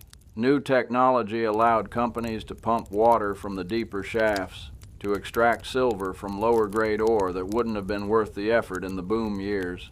But it was never like before. The big money was gone. What remained was small-scale operations that kept a few dozen men employed but couldn't support a town of thousands. Tombstone officially became a tourist destination. By the 1,950 seconds, it was marketing itself as the town too tough to die, embracing its own legend, leaning into the mythology that had grown up around it. The streets were cleaned up but kept unpaved, maintaining that Old West authenticity. Buildings were preserved in their weathered state, not restored to newness, but stabilized so they wouldn't collapse. The whole town became like a living museum, a place where you could step back in time and experience a carefully curated version of the Wild West. Annual events were established. Eldorado Days, a celebration of Tombstone's history with parades and reenactments and costume competitions. The gunfight at the OK. Corral was staged daily for tourists, actors in period costume facing off in the vacant lot, firing blanks and falling dramatically while crowds watched and took pictures. It was theater, not history, but it kept the story alive, kept people interested. Boot Hill Cemetery was cleaned up and turned into a proper historical site. The graves were mapped, marked with new wooden crosses bearing the names of the dead, many of those names partially guessed at since the original markers had long since rotted away. Families came to find ancestors who died in Tombstone during the boom years. Tourists wandered through reading epitaphs, both authentic and invented, marveling at the harsh reality of frontier life that had led so many to early graves. The Chinese section of the cemetery was often overlooked by tourists, but it was there a separate area where Chinese workers had been buried, their graves marked with different symbols, their names often recorded only in Chinese characters that few Americans could read. It was a reminder that Tombstone's story wasn't just about white miners and gunfighters, that the town had been more diverse than the simplified legend suggested. New businesses opened, but now they catered to tourists rather than miners. Souvenir shops selling plastic sheriff badges and toy guns, ice cream parlors and candy stores. Hotels that were cleaned up versions of the old boarding houses, offering authentic Old West accommodations that were considerably more comfortable than what miners had actually experienced. Restaurants serving pioneer food that was safer and tastier than what had actually been eaten in 1881. Some purists complained that Tombstone was becoming a caricature of itself, a theme park rather than a real town, and there was truth to that. The authentic details got smoothed over, the complexity reduced to simple stories that tourists could understand in the hour or two they spent walking the streets. The reality of crushing poverty, casual violence, racial discrimination, and soul-crushing labor was replaced by a sanitized version where cowboys were noble and gunfighters were heroes. But the alternative was letting the town die completely, letting the buildings collapse into dust, letting the memory fade entirely. So Tombstone made a devil's bargain it would preserve itself by selling its story, even if that story was simplified and romanticized and often historically inaccurate. It would be a living museum, even if that meant some of the life was more theatrical than real. And you know what? It worked. Tombstone survived when dozens of other mining towns didn't. While places like Charleston and Contention City and Fairbank faded to ruins, barely remembered even by local historians, Tombstone remained. Not as a mining town anymore, but as something else, a link to the past, a piece of mythology made physical, a place where Americans could go to touch the frontier they'd never known but felt somehow connected to. The permanent population stayed small, a few hundred hardy souls who actually lived there year-round, who dealt with the tourists, who maintained the historic buildings, who kept the town running. They were a different kind of tough than the original Tombstone residents had been, but tough nonetheless, dealing with the challenges of living in a remote desert town where the main industry was nostalgia. The story kept growing. More books were written, more movies were made. TV shows like Tombstone Territory brought the town into American living rooms in the 1,952nd. The gunfight got reenacted in countless westerns, each version different from the last, the details shifting to fit whatever narrative the storytellers wanted to tell. Wyatt Earp became a hero in some versions, a villain in others, a complicated figure in the few that tried for historical accuracy. Through it all, Tombstone endured. The town that shouldn't have existed in the first place, that should have died when the silver ran out, that should have faded to dust like so many other boom towns that refused to die. It adapted, transformed, found a new reason to exist even after its original purpose was gone. The old buildings stood as monuments to stubborn survival. The Crystal Palace with its mahogany bar, the Birdcage Theater with its velvet curtains and bullet holes in the walls, the OK Corral with its wooden fence and hitching posts, Schieffelin Hall, where once the finest entertainment in Arizona Territory had performed, the courthouse that had tried the Earps and let them go, the Epitaph office where John Clum had argued through print with his political opponents. Each building held stories, not just the famous ones about gunfights and outlaws, but smaller stories too. The Chinese laundry worker who'd saved enough to bring his family from China, the Mexican woman who'd run a restaurant and raised 7 children after her husband died in a mine accident, the black barber who'd served both white and Mexican customers when most places wouldn't, the Jewish merchant who'd built a successful business despite facing discrimination, the Native American women who'd done laundry and housework, their presence largely unrecorded but essential to the town's function. These stories didn't get told as much as the gunfight stories, didn't attract as many tourists, but they were part of Tombstone too, part of what made it a real place where real people had lived real lives, not just a backdrop for violent men with guns. By the late 20th century, Tombstone had found its balance. It was a tourist town that acknowledged being a tourist town, that didn't pretend to be something it wasn't.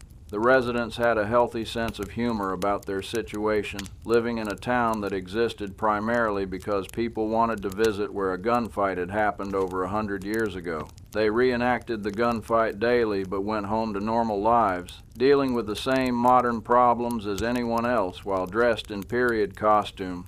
The town was added to the National Register of Historic Places. Regulations protected the historic buildings, ensured they'd be preserved for future generations. The whole downtown became a historic district, frozen in time, at least architecturally, even as the actual life within it continued to evolve.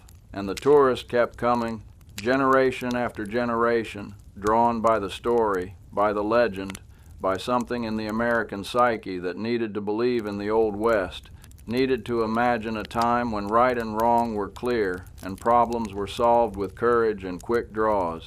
They came to Tombstone seeking that myth, and the town obliged, selling them a version of history that was true enough, or at least true to the spirit of what had been, the town too tough to die. It had been a joke, a sardonic comment about the dangers of prospecting in hostile territory. But Tombstone made it a promise and kept it. Through boom and bust, through violence and peace, through collapse and revival, it survived. Not by being the same as it was, but by being willing to transform, to adapt, to find new purpose when the old one was exhausted.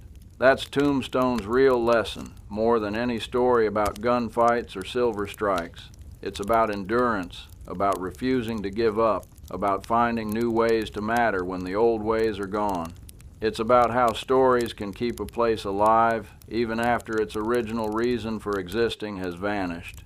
It's about the power of myth and memory to preserve what reality would have let die. The buildings still stand, the stories still get told, the tourists still come, and Tombstone, against all odds, remains. The town too tough to die, proving its toughness not through violence but through sheer stubborn survival.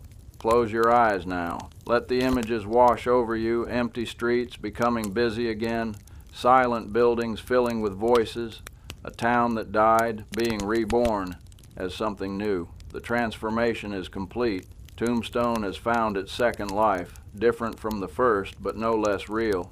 Rest easy, partner. The story's almost done. Just one more piece to tell, one more reflection before we let the fire die down and let sleep take us. The fire's burned down to embers now, friend. Just glowing coals casting dancing shadows, the night fully settled in around us. Cold out here, like the desert always gets when the sun gives up its hold. But we're warm enough by these coals, warm enough to finish this tale about Tombstone, about what it was and what it became and what it means. I've taken you through the whole story, or as much of it as can be told in one sitting. We've walked those dusty streets when they were alive with silver fever, when 10,000 souls were all chasing the same dream. We've seen the daily grind, the miners underground, the merchants on their boardwalks, the women fighting that endless battle against dust that never stopped blowing. We've felt the energy of Tombstone nights, when whiskey flowed and cards were dealt and loneliness got pushed back for a few hours in the warm glow of saloons. We've met the men who made Tombstone famous, the Earps and Doc Holliday, the Clantons and McClorys, all of them just human beings trying to navigate a complicated situation in a place where violence was always one word or one drink away. We've lived through that 30 seconds of gunfire that echoed through generations, that turned men into legends and a vacant lot into hallowed ground. We've watched the town die slow when the silver ran out, seen it transform from a bustling city to a ghost town with more memories than people. And we've seen it refuse to stay dead, seen it find new life as a tourist destination, a living museum, a place where the Old West survives not as reality but as story.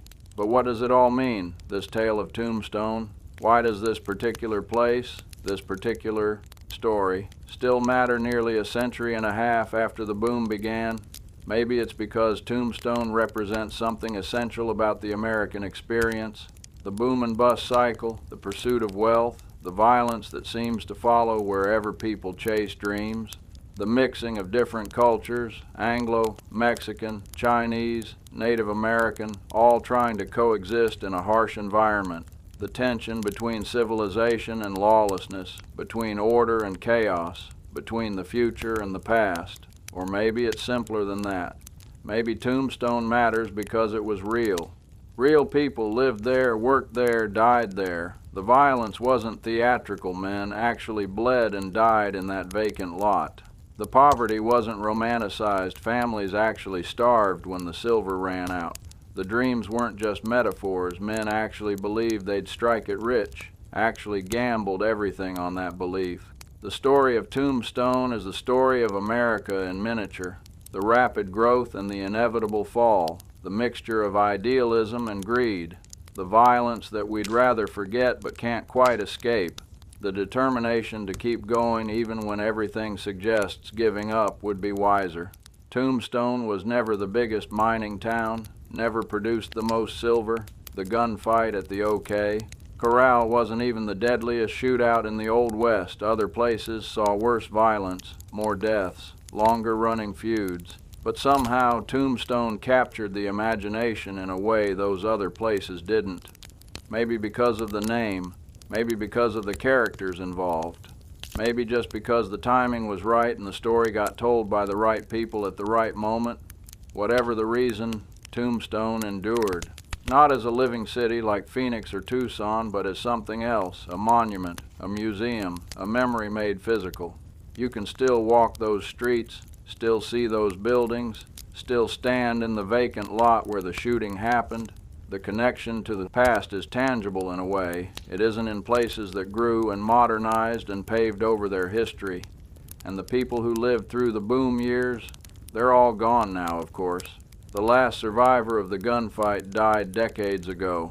The miners who worked those silver deposits, the women who fought the dust, the children who played in the streets when Tombstone was alive and thriving, they've all passed on, their stories surviving only in what they left behind. But their ghosts walk those streets still, or so the tourists like to believe. The ghost tours run nightly now, guides leading groups through the dark streets, telling stories of hauntings and supernatural encounters. Maybe it's true, maybe it's just theater. Doesn't much matter. The real ghosts are the memories, the echoes of all those lives lived hard and fast in pursuit of silver and dreams. What was life really like in Tombstone? That's what you asked me when we sat down by this fire, when the night was young and the story untold. And I've tried to show you not the romanticized version from movies and dime novels, but the reality, the dust and the heat, the back-breaking work and the casual violence, the moments of beauty and the long stretches of grinding hardship. The community that formed despite everything, people helping each other survive in a place that seemed designed to kill them. It was hard, friend, harder than most modern folks can imagine. No air conditioning against that desert heat. No running water in most places. No modern medicine when you got sick. No safety regulations in the mines. No police force you could entirely trust. No guarantee you'd live to see another year, much less strike it rich. But it was also alive in a way that modern life sometimes isn't. When every day might be your last, when fortune could change in a moment, when you were building something from nothing in the middle of nowhere that concentrated life, made it intense, made it matter in a way that routine and safety can't quite match. The people who came to Tombstone, they were gamblers, all of them, not just the professional gamblers at the card tables, but everyone. They gambled their lives and their futures on silver deposits that might peter out tomorrow. They gambled that the desert wouldn't kill them before they made their fortune. They gambled that the Apache wouldn't raid, that disease wouldn't strike, that the mine shaft wouldn't collapse, that they'd be faster or luckier or smarter than the next person. Some won those bets, most didn't, but they all took the chance. And there's something admirable in that, even when the outcome was tragedy. Tombstone today is a pale shadow of what it was, but that's true of all of us, ain't it? The past is always more vivid in memory than the present is in reality. But the town survives, maintaining its connection to history, telling its stories to new generations who need to hear them for reasons they might not even understand. When you visit Tombstone, and you should, friend, you really should walk those streets slowly. Look at the buildings, yes, but look past the tourist trappings to what they really are. Monuments to stubbornness, testaments to human determination, proof that people can survive almost anything if they refuse to give up. Stand in that vacant lot near the OK.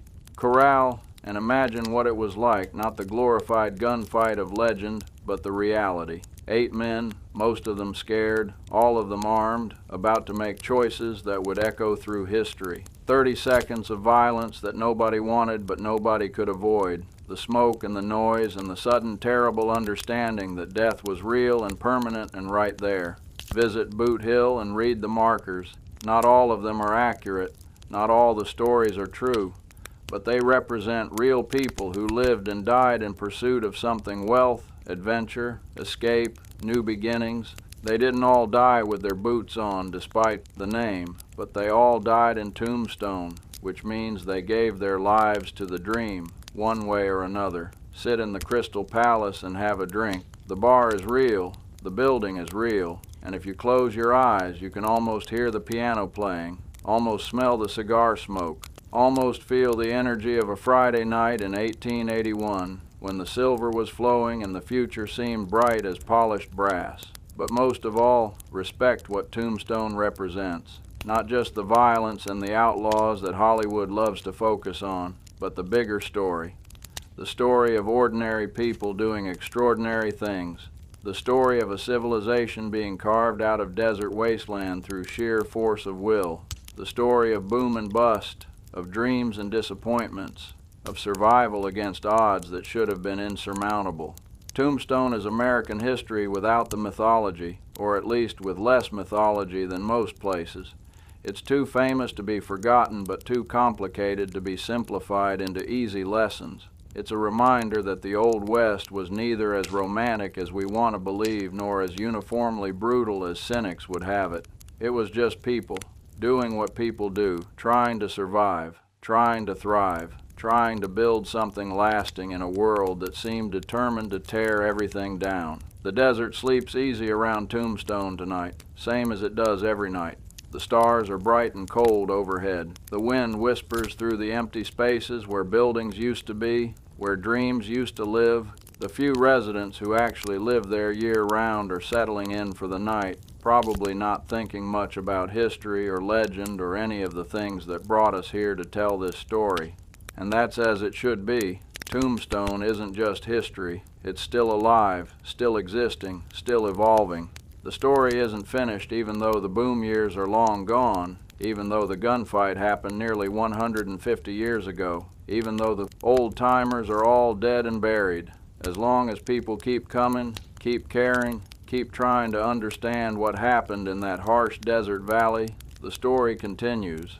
History never truly sleeps, friend. It just settles quiet like desert sand, waiting for someone to disturb it, to tell it, to keep it alive for another generation.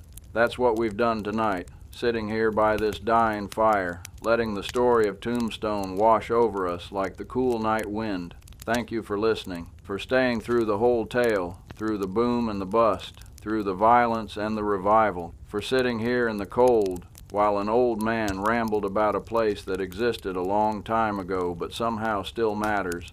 The embers are almost out now. Time to let them fade, time to let sleep take us, time to rest easy knowing that tomorrow the sun will rise over Tombstone, same as it always has, and the town will still be there, still too tough to die, still holding its stories close like a prospector guards his claim. The dust never sleeps in Tombstone, but we can. We've earned it, walking those streets in our minds, living through those days and nights, feeling the heat and the hope and the heartbreak of a place that should have been impossible but somehow wasn't. So close your eyes now, partner. Let the desert night carry you off. Let the story settle into your dreams, where all good stories end up. And know that Tombstone's still out there, under those same stars, waiting for the next person who needs to hear its tale. Rest easy. The town, too tough to die, is sleeping light, same as always, ready to wake up and tell its story one more time come morning. Good night, friend. The fire's out, the story's told. And Tombstone endures now and always, dust and dreams and determination preserved in desert air. The end for tonight, but never truly the end. Not for Tombstone, never for Tombstone.